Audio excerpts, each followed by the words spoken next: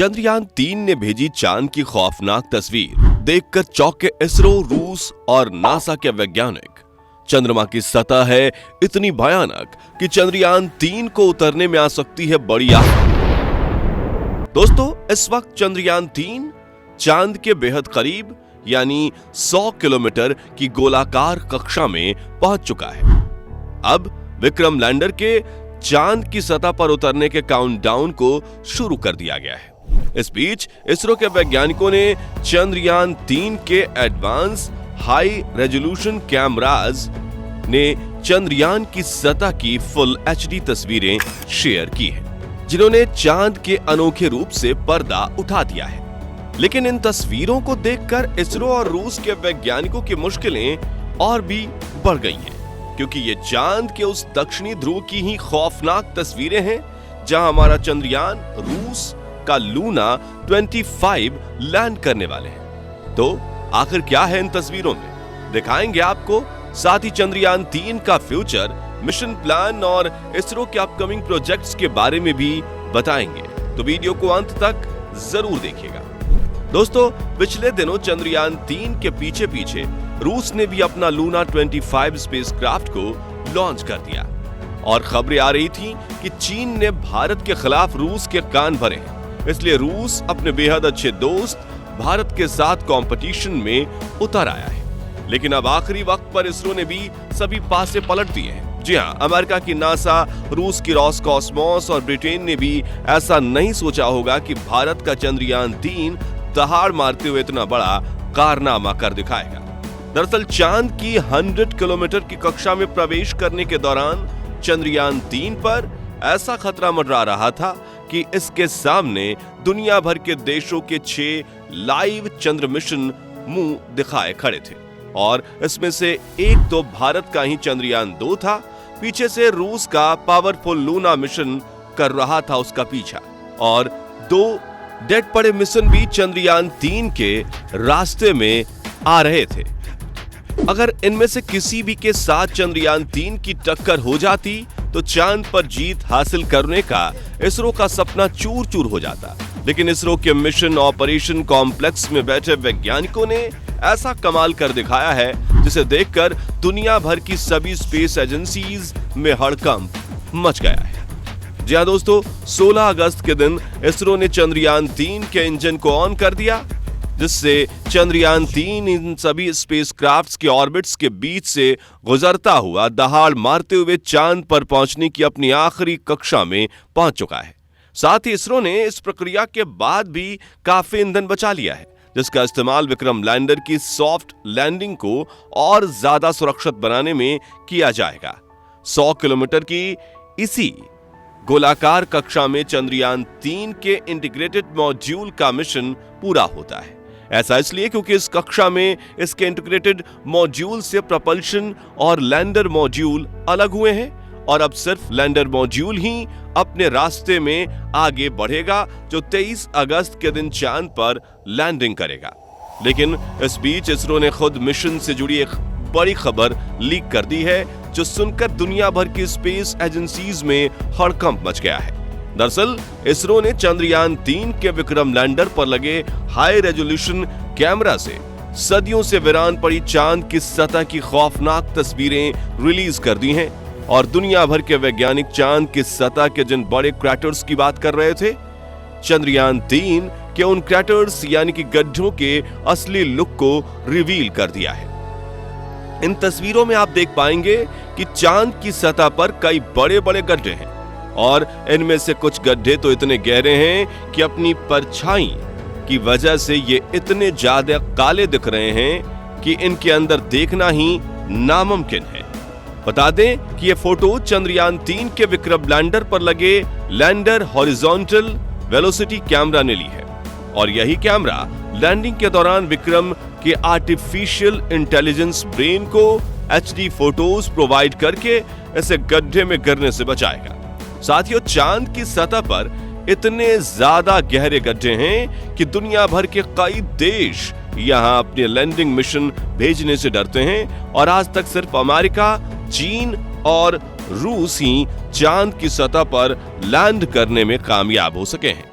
लेकिन इन्होंने भी चांद के उत्तरी ध्रुव पर लैंडिंग की है, जहां कम गड्ढे हैं, जबकि भारत चांद की दक्षिणी ध्रुव पर लैंडिंग करने वाला है, जहां अरबों साल से उल्कापिंडों की बारिश होने की वजह से कई बड़े बड़े क्रैटर्स बने हुए हैं। इन फोटोज में हम चांद के दक्षिणी ध्रुव को ही देख रहे हैं। हालांकि ये देखकर वैज्ञानिकों को थोड़ी फिक्र भी हो रही है, लेकिन उतनी ही ज्यादा उत्सुकता भी हो रही है। आपको बता दें, चांद का सबसे बड़ा क्रैटर इसके दक्षिणी ध्रुव में स्थित है, जिसका नाम एटिकन बेसिन है। इस क्रैटर की चौड़ाई 2500 किलोमीटर और गहराई 8.2 किलोमीटर है। ये कितना ज्यादा गहरा है, उस बात का पता आप इससे लगा सकते हैं कि अगर आप दुनिया की सबसे ऊंची इमारत बुर्ज खलीफा को 10 बार एक दूसरे के ऊपर रखें, तब तो जो हाइट बनेगी वो एटिकन बेसिन की गहराई होगी।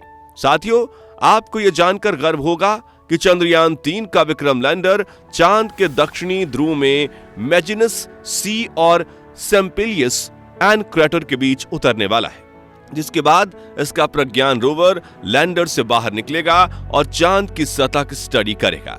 और अगर सब कुछ सही रहा तो ये अपने सफर में चलते हुए एटिकन बेसिन के पास भी जाएगा और उसके अंदर भी एक नजर डालकर खोज करने की कोशिश करेगा।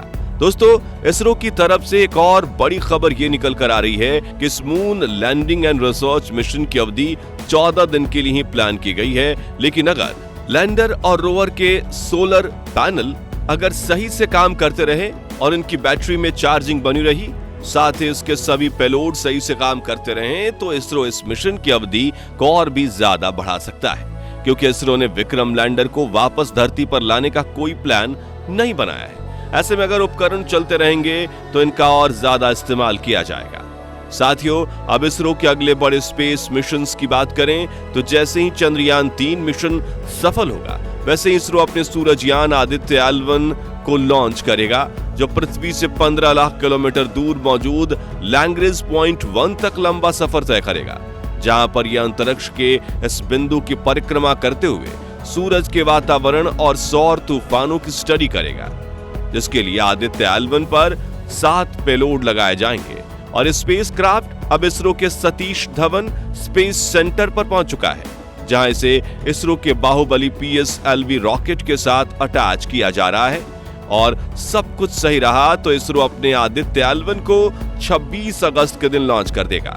और ये जानकर आपको हैरानी होगी कि इस स्पेस क्राफ्ट को पॉइंट पर पहुंचने में ही 109 दिन का लंबा सफर तय करना पड़ेगा, जिसके बाद ये पूरे 5 साल तक सूरज की स्टडी करता रहेगा, जिसके तुरंत बाद इसरो अपने दूसरे मिशन गगनयान को लॉन्च करने की तैयारियां शुरू कर देगा।